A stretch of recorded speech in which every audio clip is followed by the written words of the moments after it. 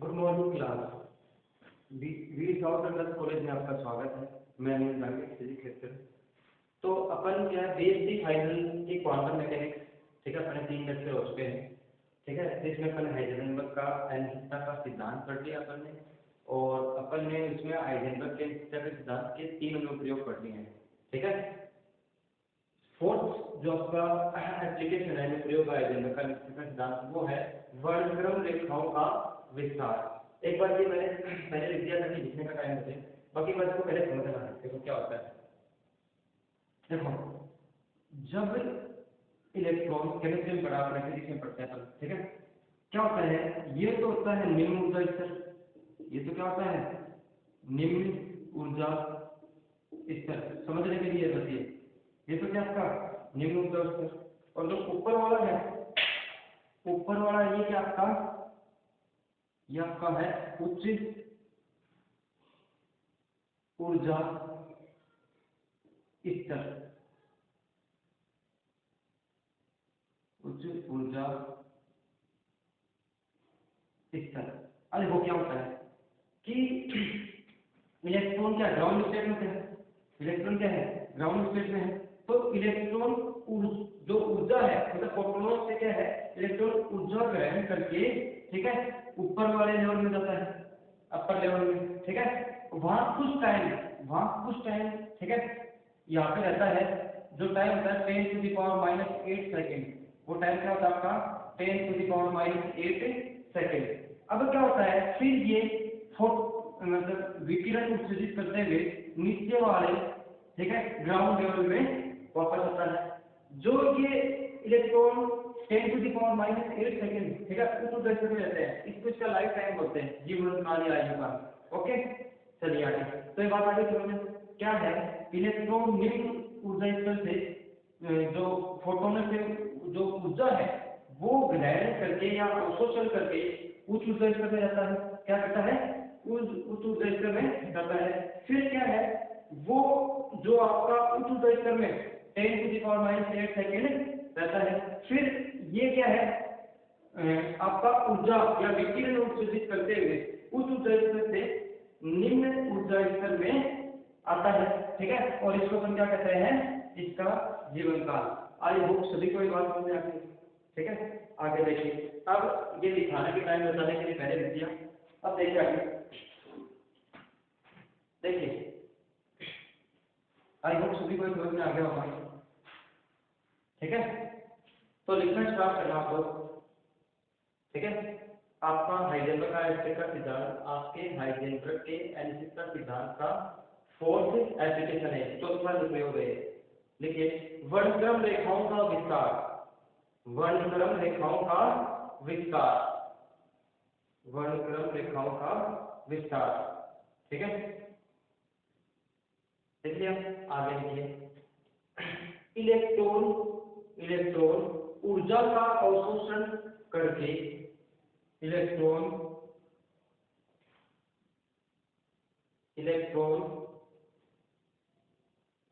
ऊर्जा का अवशोषण करके निम्न ऊर्जा स्तर से, निम्न ऊर्जा स्तर से, निम्न ऊर्जा स्तर से उच्च ऊर्जा स्तर में जाता है, उच्च ऊर्जा स्तर में जाता है, तथा ऊर्जा का उत्सर्जन करके, तथा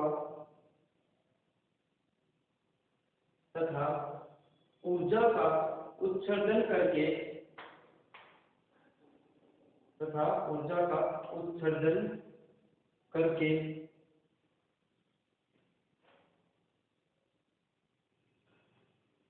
उच्च ऊर्जा स्तर से, उच्च ऊर्जा स्तर से निम्न ऊर्जा स्तर में आता है, उच्च ऊर्जा स्तर से निम्न ऊर्जा स्तर में आता है।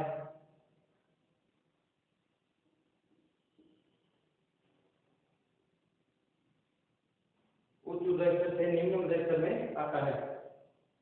फिर देखिए इलेक्ट्रॉन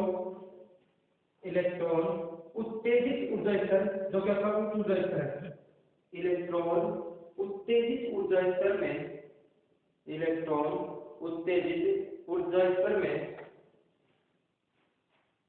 10 to the power -8 10 की घात -8 सेकंड रहता है।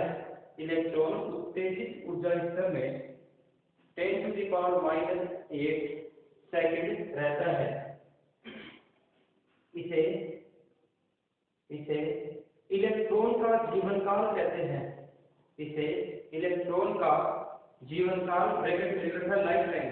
इसे इलेक्ट्रॉन का जीवनकाल ब्रैकेट में लाइफ टाइम या आयुकाल भी बोलते हैं। इसे इलेक्ट्रॉन का जीवनकाल कहते हैं। हो गया सबका? आगे देखें। अब लाइन चेंज करके लिखना। देखिए आई होप सभी ने लिख लिया होगा। अब इसको मैं मिटा रहा हूँ। लाइन चेंज करके लिखना। ऊर्जा समय अनिश्चितता से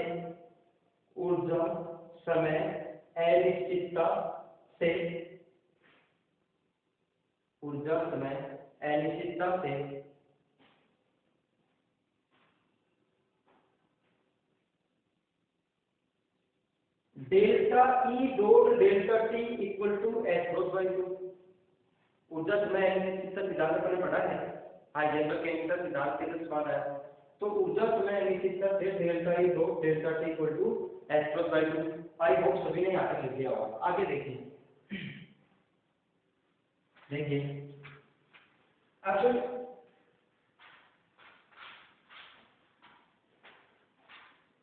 देखिए आपका क्या है, delta E dot delta T equal to h cross by 2।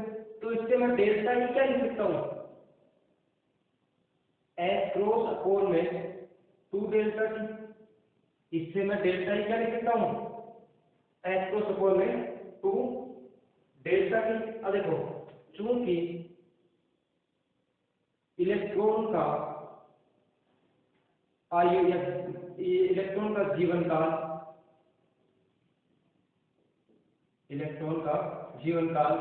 Delta T बराबर कितना था, इलेक्ट्रॉन उत्तेजित ऊर्जा स्तर में कितने टाइम रहता है, 10 to the power -8 second.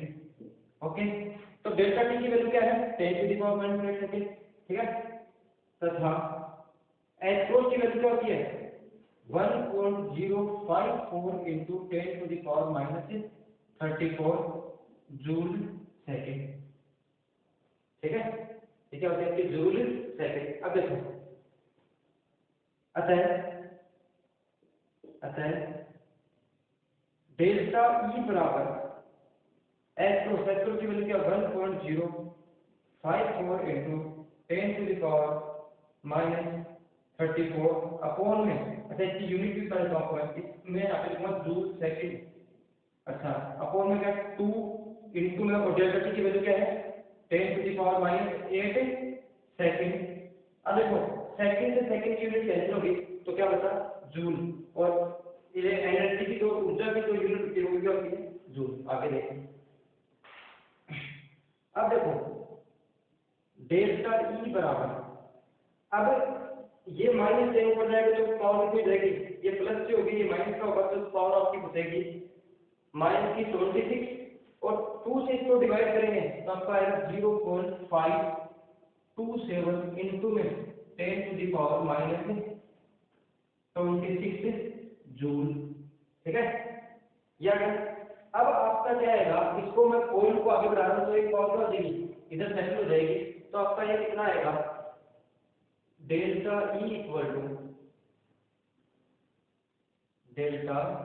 E equal to 5.27 into 10 to the power। अब देखो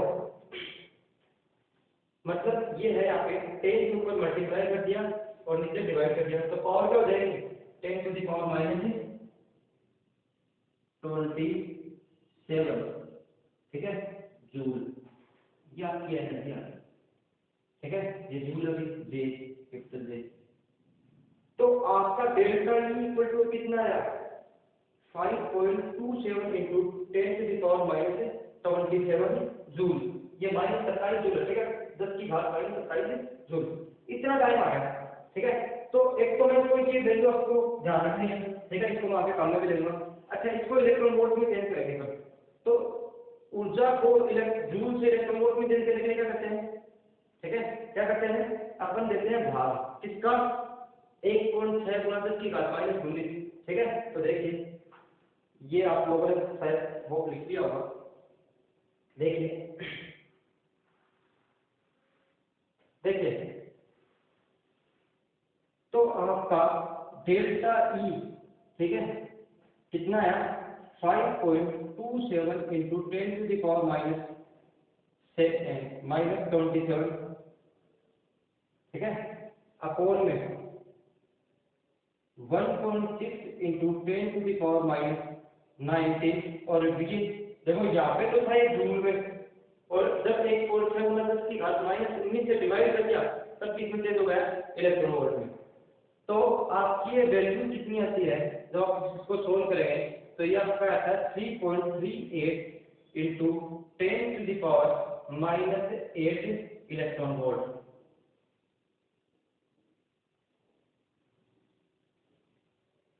तो आपने जो इलेक्ट्रॉन था, ठीक है, जो निम्न ऊर्जा स्तर में उसमें गया, उससे निम्न में आया, ठीक है, उससे निम्न ऊर्जा स्तर में आया, उसके अपन ने क्या फाइंड कर ली, ऊर्जा में एनर्जी तक।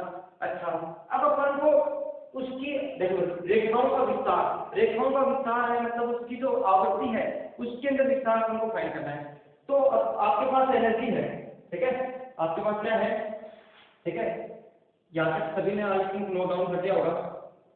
आपके पास ऊर्जा है और आप फाइंड कर सकते हैं आवृत्ति इजीली, न्यू फाइंड करना होता आपको कैसे, ठीक है, एक फॉर्मूला होता है, पहले इसके ऊपर एक लाइन लिख लें, लिखिए अतः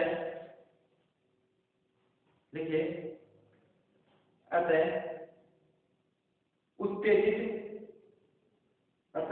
उत्तेजित ऊर्जा स्तर में, अतः उत्तेजित ऊर्जा स्तर में इलेक्ट्रॉन की ऊर्जा में अनिश्चितता, इलेक्ट्रॉन की ऊर्जा में अनिश्चितता, इलेक्ट्रॉन की ऊर्जा में अनिश्चितता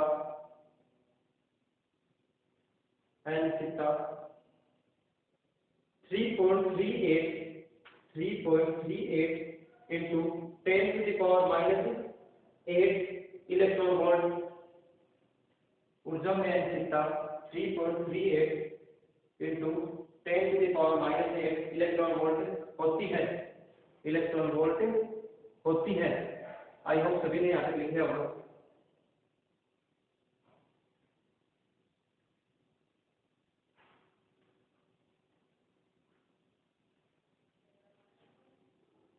आगे देखिए, लाइट में लिखना, उत्तेजित ऊर्जा स्तर की आवृत्ति, देखिए उत्तेजित ऊर्जा स्तर की आवृत्ति, ठीक है। अब देखो आवृत्ति कैसे फाइंड करेंगे, डेल्टा ई बराबर, देखो छोड़ पहले कितना मत सुनना, ई बराबर होता है एच न्यू, ई बराबर कितना होता है एच न्यू। अब मैं इसमें ऊर्जा में कितना है, तो आवृत्ति का v को एच तो कांस्टेंट है, तो आपका क्या होगा, डेल्टा ई बराबर एच डेल्टा में, कोई प्रॉब्लम। आगे देखिए, आगे देखिए, अब मेरे को डेल्टा न्यू चाहिए, डेल्टा न्यू का क्या होगा, डेल्टा ई अपॉन में एच। तो डेल्टा न्यू की वैल्यू कितनी आ गई, डेल्टा ई अपॉन में एच। अब देखो को आवृत्ति निकालनी है, ठीक है। तो देखो ध्यान रखना, जो ऊर्जा है, एनर्जी है, वो जूल वाली रखनी है यहाँ पे, ना कि इलेक्ट्रॉन वोल्ट वाली, क्योंकि एम्पियर यूनिट अपन रखने हैं। ठीक है, तो आई होप सभी का यहाँ पे हो गया होगा। फिर लिखना आगे, यहाँ पे लिख दूं कि डेल्टा ई बराबर क्या आपका 5.27 into 10 to the power minus 27 joule. ठीक है, आगे देखिए, आयुष सभी ने यहाँ पे राइट डाउन कर लिया होगा। आगे देखिए, इसमें देखिए डेल्टा ई बराबर, ठीक है, तो मेरे को डेल्टा न्यू फाइंड करना है, तो डेल्टा न्यू बराबर, ठीक है, ये एनर्जी की वैल्यू यहाँ पे कर ली, तो 5.27 into 10 to the power -27 joule, -27 joule upon में एच होता है प्लांट की ताप, कितनी वैल्यू होती है प्लांट, एच कोस की जो वैल्यू होती है वो तो होती है 1054 इंटू 10 टू द पावर -34, लेकिन ये एच कोस ये एच है प्लांट कांस्टेंट, और उसकी वैल्यू कितनी होती है 6.62 into 10 to the power -34 joule second. अब देखो जो आवर्ती की यूनिट भी ऐसे निकाल देंगे अपन, जूल से जूल कैंसिल हो रहा है तो ऊपर सेकंड जाएगा तो सेकंड इनवर्स हो जाएगा। अच्छा, जब इसको सोल्व करते हैं आप, तो ये आपका मतलब इससे डिवाइड करते हैं, आपका 0.798 इंटू 10 टू द पावर 6, क्योंकि देखो पावर ऊपर जाएगी ना, ठीक है, पावर ऊपर जाएगी तो कितनी होगी 7 होगी, लेकिन यहाँ पे डिवाइड नहीं होता है, तो ये आपकी इतनी वैल्यू बचती है, तो ये आपका क्या आएगा सेकंड इनवर्स। थोड़ा और लिखना चाहें तो इसको थोड़ा सा और भी लिख सकते हैं, डेल्टा न्यू इक्वल टू 7.98, तो इतना ही रख देते हैं, ठीक है, काफी है, लिखना चाहें तो आगे भी कर सकते हैं थोड़ा सा सोल्व करके। चलिए आगे देखिए, तो आपकी डेल्टा न्यू की जो वैल्यू आ गई, डेल्टा न्यू की जो वैल्यू आ गई वो कितनी है, ठीक है, 0.798 into 10 to the power 6 second inverse, ठीक है, ये सेकंड इनवर्स में भी देखना, मतलब सेकंड इनवर्स। चलिए आगे देखिए, आई होप सभी ने इतना लिख लिया होगा। आगे देखिए, अतः फोटोन की आवर्ती, अच्छा एक मिनट ये थोड़ा सा, ये पावर 7 आएगी, ठीक है, ये पावर क्या आएगी 7 आएगी, ठीक है, देखना आपको, क्योंकि ये जब पावर ऊपर जाएगी तो यहाँ पे 7 बचेगा और ये बचेगा इतना, तो आपका डेल्टा न्यू कितना आएगा 0.798 into 10 to the power 7 second inverse, और डेल्टा न्यू बराबर कितना होगा 7.98 इंटू 10 टू द पावर, देखो एक क्या है 10 को ये 10 टू द पावर इंटू में 10 कर दिया, उस 10 को यहाँ पे मल्टीप्लाई कर दिया तो ये हो गया 7.98, और यहाँ पे 10 की पावर क्या कर देंगे 6, और यूनिट क्या होगी सेकंड इनवर्स, क्या होगी सेकंड इनवर्स। ये आपकी आवर्ती में क्या आ गया विस्तार आ गया। अब लिखिए आगे, ठीक है, इसके बाद लिखना ध्यान रखना यहाँ पे पावर तो ऊपर गई तो 7 हो जाता, ठीक है, फिर 6 आया। आगे लिखिए, अतः फोटोन की, अतः फोटोन की, फोटोन की स्वाभाविक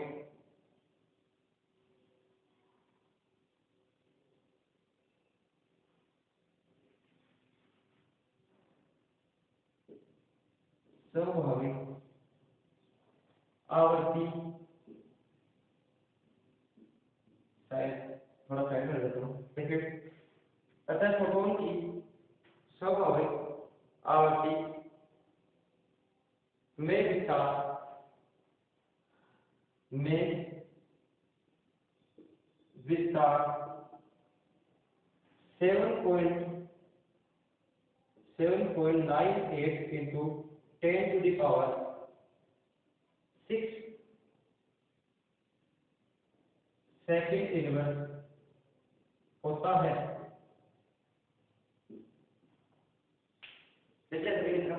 अतः फोटोन की स्वाभाविक आवर्ती में विस्तार 7.98 इंटू 10⁶ सेकेंड इनवर्स होता है। अतः आगे लिखा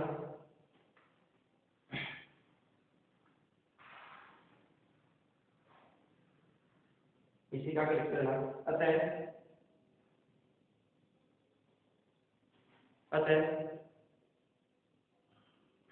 उच्च ऊर्जा स्तर से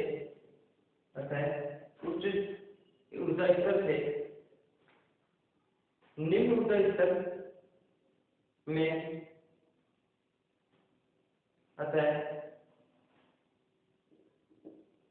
उच्च ऊर्जा स्तर से निम्न ऊर्जा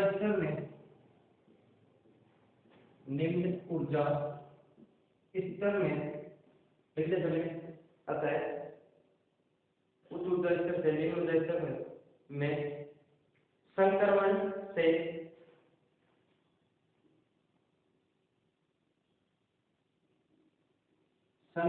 से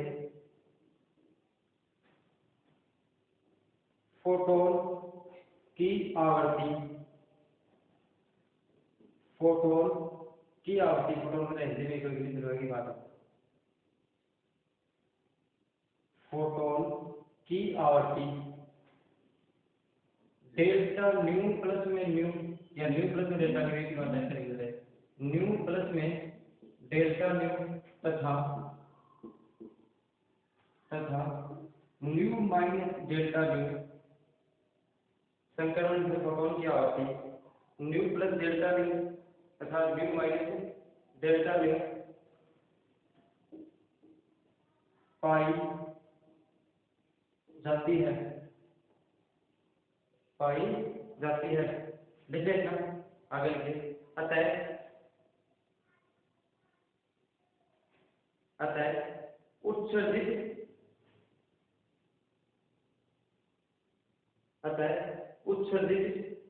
विकिरण में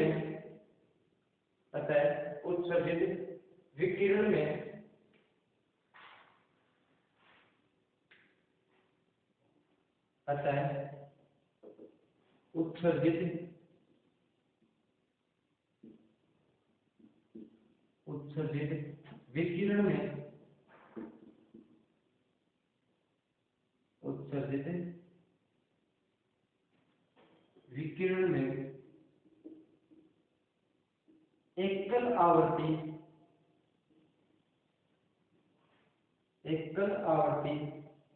के फोटोन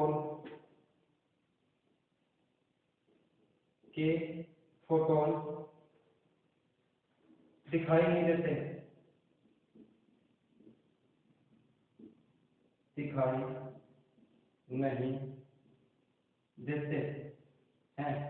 एक लास्ट लाइन और लिख देना, ठीक है। अच्छा, उत्सर्जित विकिरण में एकल आवर्ती के फोटोन दिखाई नहीं देते हैं। एक लास्ट लाइन और लिख रहा है, जिससे वर्णक्रम रेखाएं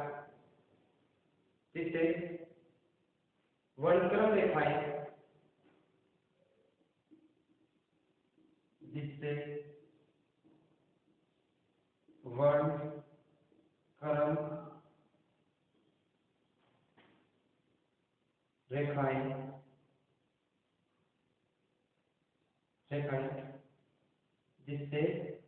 वर्णक्रम रेखाएं रेखा के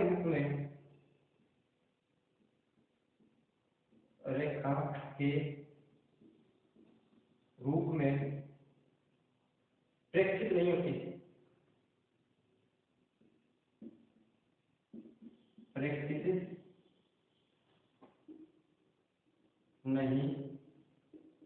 हैं।